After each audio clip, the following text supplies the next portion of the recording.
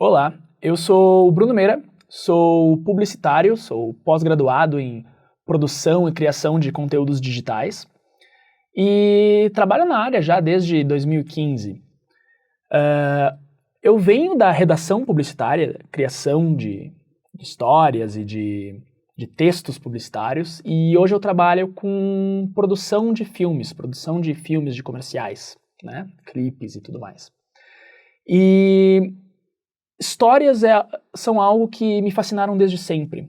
Desde que era pequeno eu lembro de escutar a minha vozinha, minha mãe contando histórias, meu pai contando histórias, era algo que me fascinava. Filmes e livros, isso sempre me mexeu muito comigo.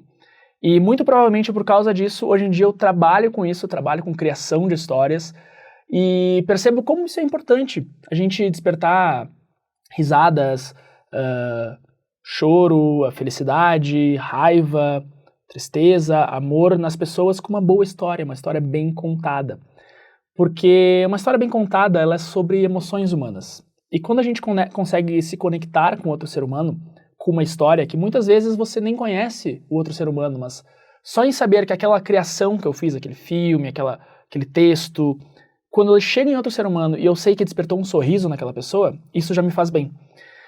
Acho que por isso hoje eu trabalho com isso. Vim desde pequeno com essa sensação e hoje eu trabalho com isso. Então, nós vamos entender um pouquinho a história das histórias, de onde surgiu as histórias, né? O storytelling, de onde veio, é algo que existe há muito tempo na humanidade. Hoje em dia se fala muito como uma técnica utilizada no marketing, na publicidade, no próprio cinema, obviamente, né? Na literatura, em podcasts, músicas, teatro. Mas o storytelling é muito mais antigo. Ele vem desde o princípio, de tempos das cavernas, né? O storytelling são histórias que basicamente a história das histórias, ela vem desse tempo primordial. Por quê? Existe um escritor muito famoso, muito bom, chamado Yuval Harari, e ele tem um livro chamado Sapiens, que conta basicamente a história do ser humano. Basicamente é isso. E nesse livro ele diz que muito provavelmente a nossa raça, Homo sapiens sapiens, só existe por causa da nossa capacidade de inventar ficção. Isso nos faz ligar com outros seres humanos, né? Nos faz ser pessoas melhores. Então, desde tempos primordiais, existiam isso. Essas histórias que eram contadas no meio entre uma fogueira, pessoas sentavam de uma tribo pequena, sentavam em volta dessa fogueira e uma pessoa de mais conhecimento, um velho sábio, chefe dessa tribo, contava histórias sobre deuses, sobre mitologia, sobre heróis. E todas as histórias eram contadas como metáforas para a própria história de vida do ser humano, né? A própria história de vida daquelas pessoas que estavam ali. Então a história, ela é uma grande metáfora para a nossa vida, né? Todas as histórias, todas as mitologias que já contamos até hoje, nada mais são do que grandes metáforas para a nossa vida. Então, partindo desse princípio que a história começa há milhares de anos, lá atrás, na oralidade, passar de pai para filho, de geração para geração, as histórias eram modificadas uma a uma, porque não sabiam escrever, né? Não tinham onde registrar essas histórias. Então, com o tempo, de pai para filho, essas histórias eram contadas e recontadas e recontadas, sempre se adaptando à época em que eram contadas. Sempre uma nova geração, assim como hoje em dia, né? Vai querer melhorar a história dos seus antepassados. Acontecia dessa mesma forma. E aí a gente avançando muitos anos, a gente vem para a alfabetização. Porque antes a história era transmitida de pequenos grupos para pequenos grupos. Com a alfabetização, a gente começa, então, a distribuir essas histórias de uma forma muito melhor. Isso já passou vários séculos, né? Isso 1600, mais ou menos. Ali, Idade Média, a gente começa a ter a imprensa. Gutenberg vem e cria essa máquina que consegue distribuir e copiar mais livros, mais rápido, mais tempo, a mais pessoas. Primeiro a igreja tem esse conhecimento, detém esse poder da leitura, pois a leitura é informação, histórias são importantes. E por isso a igreja detinha esse conhecimento. Mas com o tempo mais pessoas começaram a ficar letradas, começaram a aprender a ler, começaram a aprender a escrever. Então essas histórias chegavam a mais pessoas. O que antes era feito de pequenas tribos com 10, 15 pessoas, começou a chegar a centenas, a milhares de pessoas. Então imagina essa diferença para o ser humano de uma história que era somente de 10, 15 pessoas para uma história que foi para 1.000, 10.000 pessoas.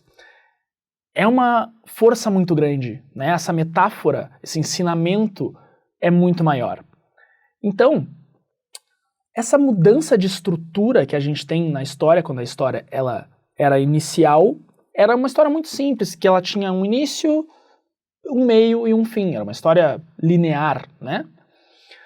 Aconteceu essa história que era de um grupo, sempre falava sobre um grupo, nunca sobre um indivíduo, era sempre sobre o grupo, sobre a tribo.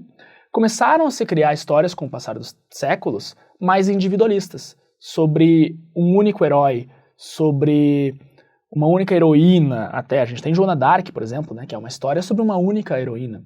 Histórias gregas sobre Hércules. Ah, ok, ele estava num panteão de deuses, mas era história sobre o Hércules, sobre um único herói. Então a gente começa a sair dessa história global para partir para histórias individuais. Isso seria algo como a gente diz hoje em dia, uma segmentação quase de histórias, né? São histórias adaptadas para um indivíduo, não mais sobre toda a criação daquela tribo, daquele grupo. Então essas histórias mais individualistas se dão ali por volta do século XVIII, XVII, né? Mais centradas em um único personagem. Elas são centradas nesse nível pessoal e existe ali, a partir do século XX, a gente tem um abandono da estrutura.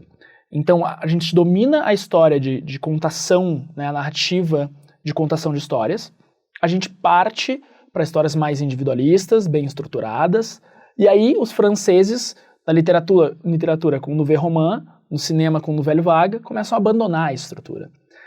Isso é uma coisa muito legal, porque primeiro se domina uma linguagem, se domina uma ferramenta, para depois poder se abandonar essa ferramenta. E aí os franceses fizeram isso de uma forma muito boa, que eles conseguem quebrar essa estrutura.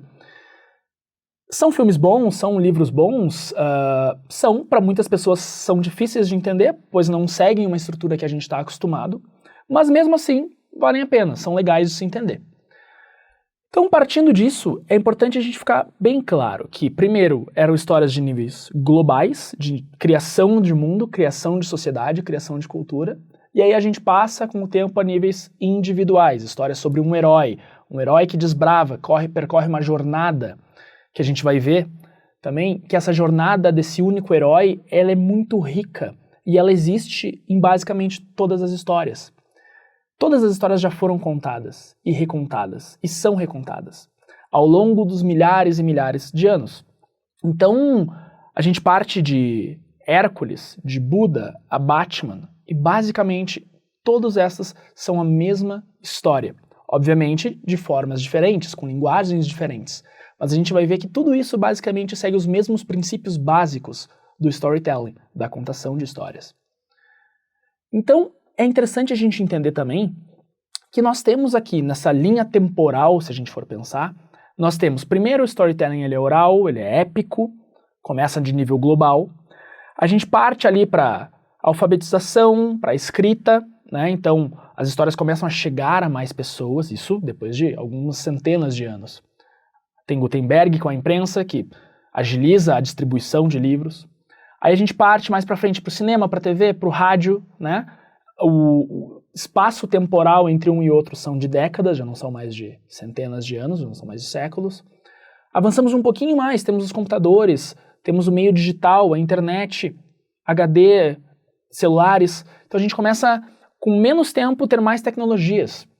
Avança um pouquinho mais, alguns anos, nem 10 anos, a gente começa a entrar com tecnologias como realidade aumentada, realidade virtual, experiência aumentada, que a gente chama, né?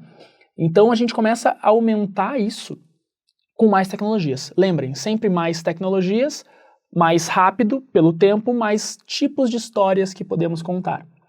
Isso é muito importante a gente entender porque uma história ela é utilizada em diversos meios. E quando entendemos o storytelling, para que ele serve, a gente pode utilizar, seja para criar um livro, para criar um filme, uma música, um podcast, e até mesmo para utilizar no marketing, numa startup. Se você tem uma empresa e sabe utilizar uma história muito bem, essa história ela entra direto na cabeça da sua audiência e ela gera emoções que vai fazer essa audiência gostar mais de você, gostar mais do seu produto. Por isso é tão importante nós entendermos a história. De onde vem o storytelling e para que ele serve. É o que a gente vai fazer nesse curso. Até! Eu sou o Bruno Meira e se você quiser fazer esse curso de storytelling, pode entrar no curso clicando aqui. Se você quiser seguir no YouTube e ver mais vídeos da Platzi, também recomendo que você clique aqui. E para se inscrever no canal, ative as notificações também, pode clicar aqui embaixo.